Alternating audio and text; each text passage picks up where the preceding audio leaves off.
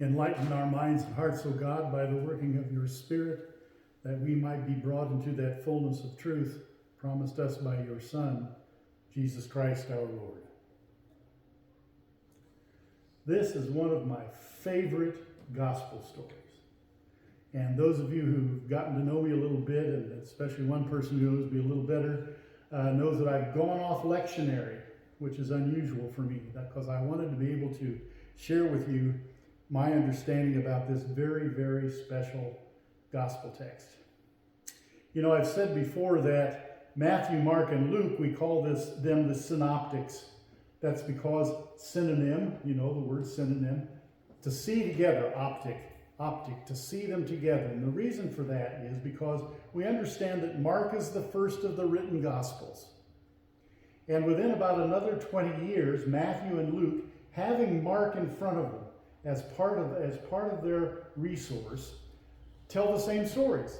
And they tell them pretty much in the same order. Now, they add some things of their own. They take away some other things that they're not interested in. They're interested in very different things.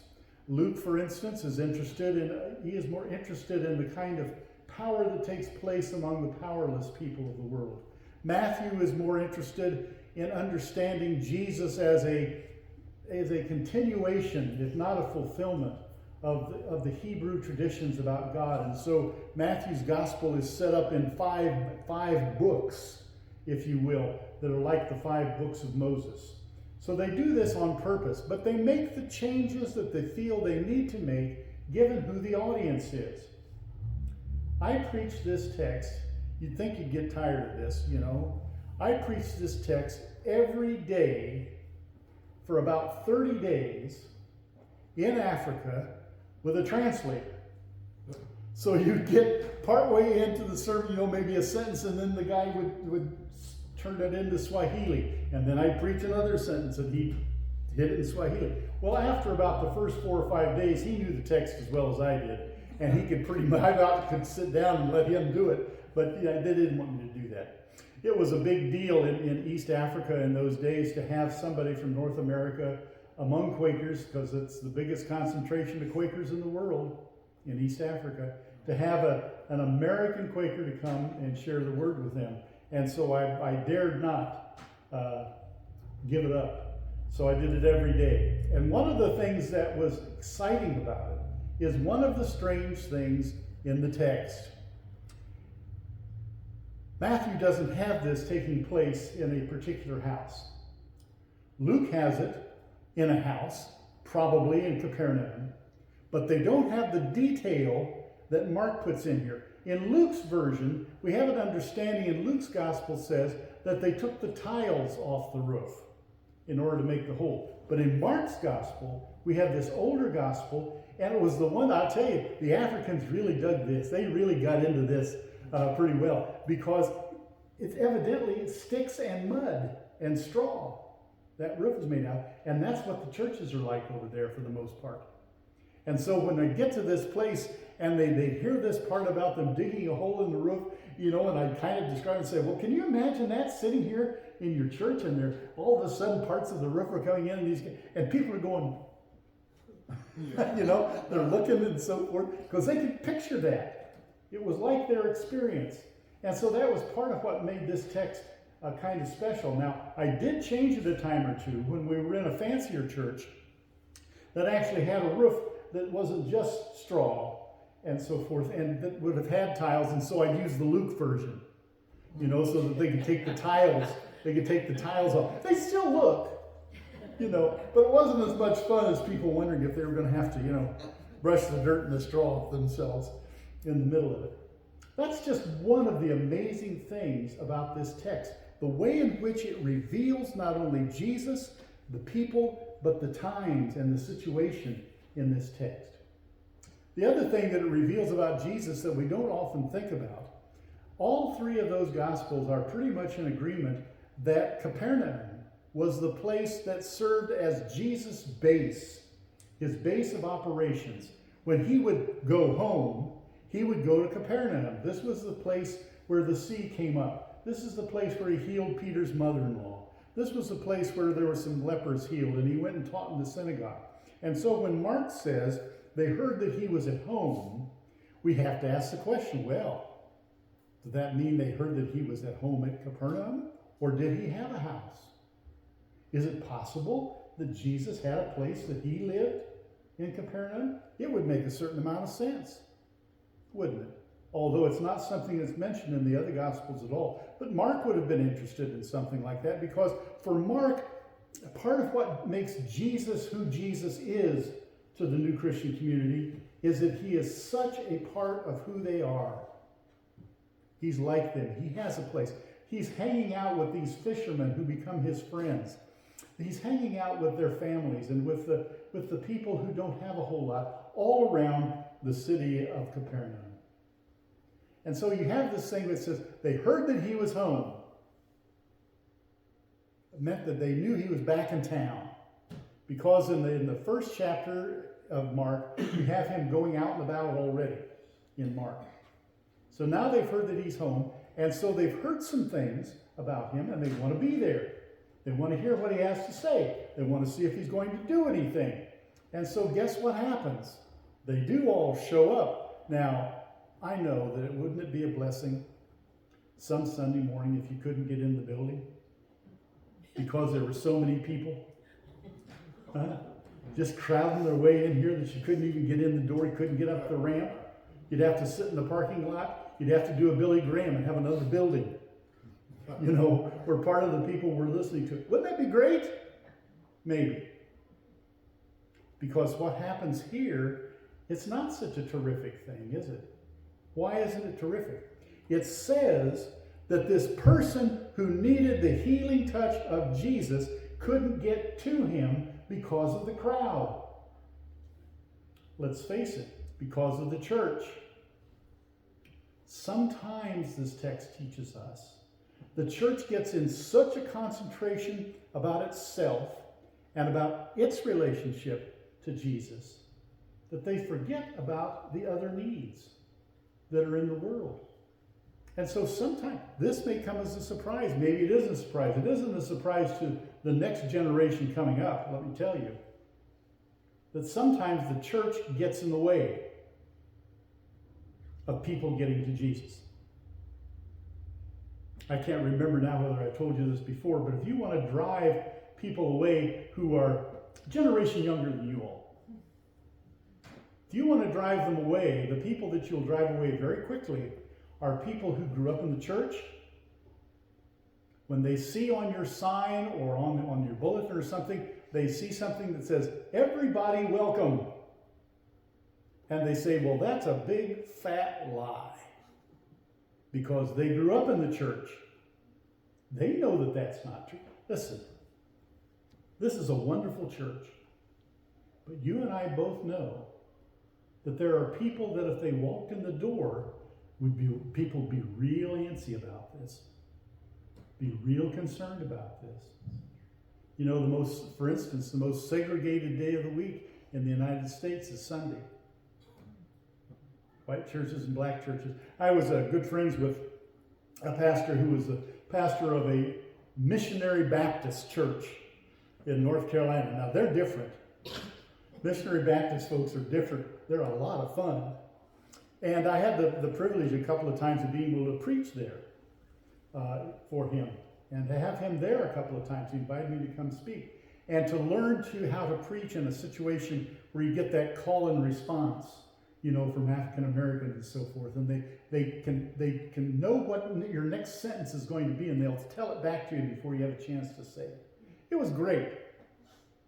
But he and I in a discussion, and we had it with some of the people and members of my church and members of his church, that the idea of integrating them is not easy. Because you see, it's not just the white churches that are uncomfortable if suddenly there are a lot of African Americans come in.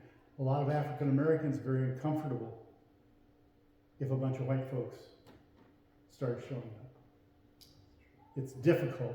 And we do that. We don't intend to do that. We want everybody to be welcome, but sometimes the church prevents us.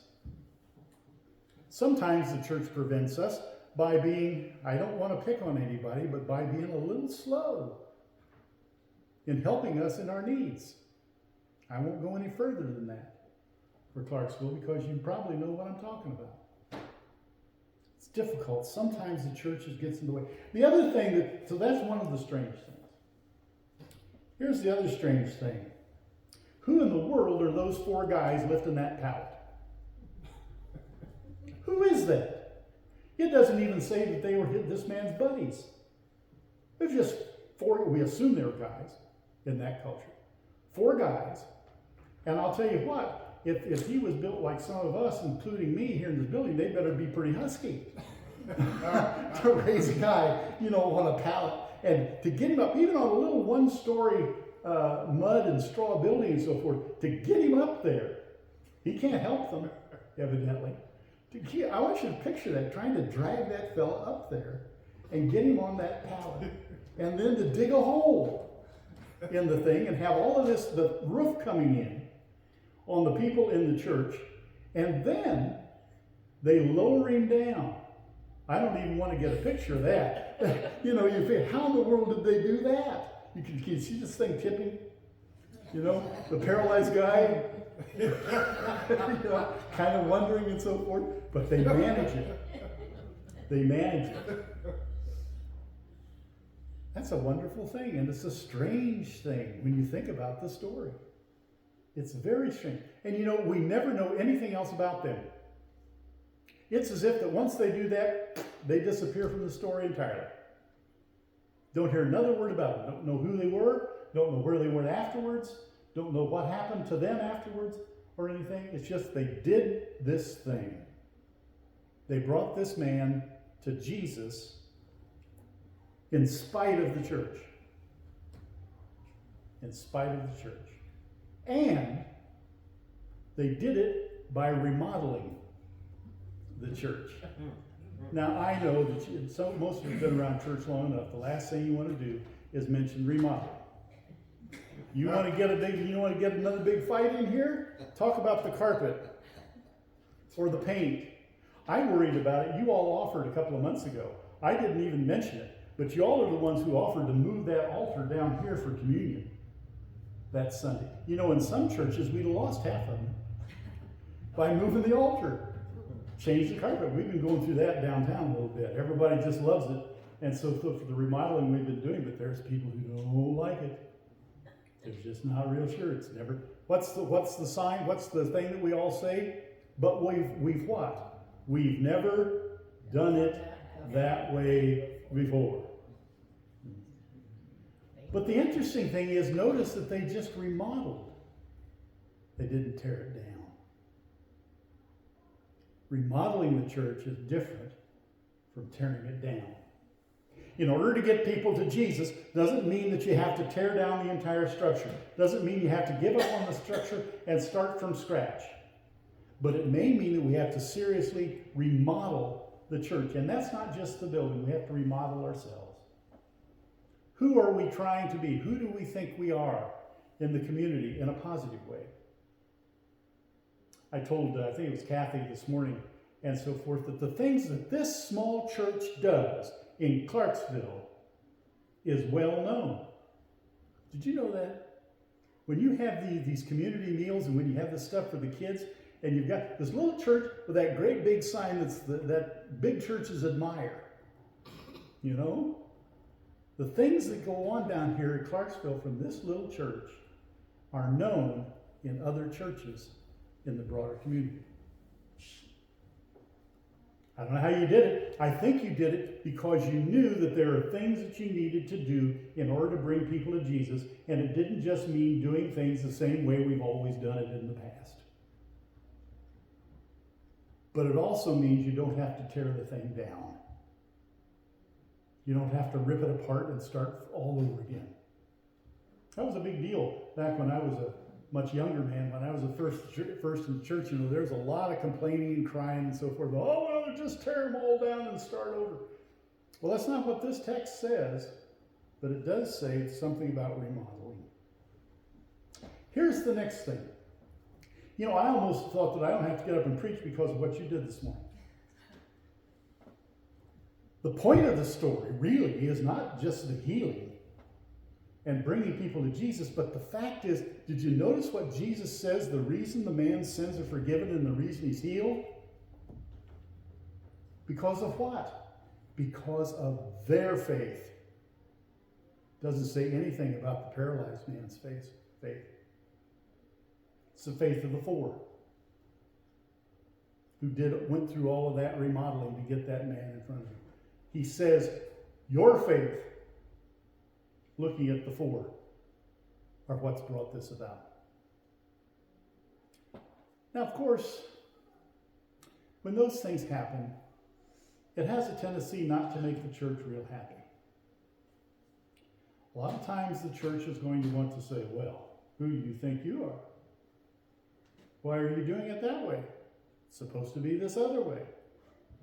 And Jesus, you're not supposed to. You remember last week and so forth, we talked about, healing was expected, but not on Sabbath. Don't heal anybody on the Sabbath. God forbid. What are you doing? Blaspheming God by saying the man's sins are forgiven. And Jesus says to them, is it easier to say that or get up and walk? So he turns to the guy after he's already told him he's free. He says, okay, get up and walk. Now remember, this is the guy who's been on that pallet and lowered down there. I don't know about you, but as the older I get and my general condition and so forth, there's sometimes if I sit too long, if you say get up and walk, you have to kind of think about it and work on it a minute, to get your feet working in the right direction, so forth. Just get up and walk. And so that's a strange thing. The next strange thing is, by golly, the guy does it. Still doesn't say anything about his faith. But because of the faith of the four, and because of the things they were willing to do, and because they were willing to go through the church, over the church, to remodel it, to make sure it gets done, the fellow just believes it, gets up. Not only that, I don't know that I do. He picks up that darn pallet and takes it with him. I don't know if he's going to do hang it on the wall as a trophy. I don't know. I'll tell you what, if I ever got to where I didn't have to use a walker or a cane and so forth, I'm not sure I'd take it with me. I'd say, anybody want this thing? I don't even look at that anymore. He picks up his pallet. How is it that this pallet, I don't know, they used to talk about a bed of pain. How is it that this man's bed of pain is precious enough to him that he takes it with him? So where does that leave the church? If I've just badmouthed the church here for a while and talked about sometimes what the church has to do, what's the point of the church in the story? The point of the church, for the church in the story, is not getting the man healed. They didn't do that. It's not bringing somebody to Jesus. They didn't do that. It's certainly not about upholding all their traditions because they're mad about what happened. What's the point for the church? Why do this publicly like that where everybody can see what's going on? It's because they become witnesses to what happened. Maybe that's the biggest point of the church. It's important, the things that we do for the people inside the congregation, inside our denomination. It's important the things we do in the community. It's important the times in which we stand out a little bit and say, no, this is right. You mustn't do this, or this is wrong. You must, and so forth. That isn't the point. The point is they witnessed it. And because they witnessed it, people like Mark, who are part of the church, continue to tell the story. One of the fun things about not being married to your manuscript all the time is you can throw in other stuff. You can't. What's the saying about you can't make this stuff up? I'll tell you what. I'm going to probably more than the things I've said here, because I've said some of this stuff over and over, that I'll remember even longer is that little bird. It's like all the songs and so forth. Just remember in these words how he feeds the little birds. Strange things happen when somebody gets the idea to bring somebody to Jesus, regardless of the circumstance that might be around them, even though it's difficult, to show that kind of faith and to see Jesus' response to that faith. Sometimes I think we wonder if when we do our prayer time, we kind of go through it, and we always, it's pretty much the same list all the time. We know who's on the prayer list, and we all say, oh yes, we're going to pray for them and so forth. And then sometimes I know that if we have our guilty conscience, sometimes we say, I wonder what I do with that prayer list the rest of the week, and so forth. Sometimes we wonder, is that just something we do as part of our liturgy together?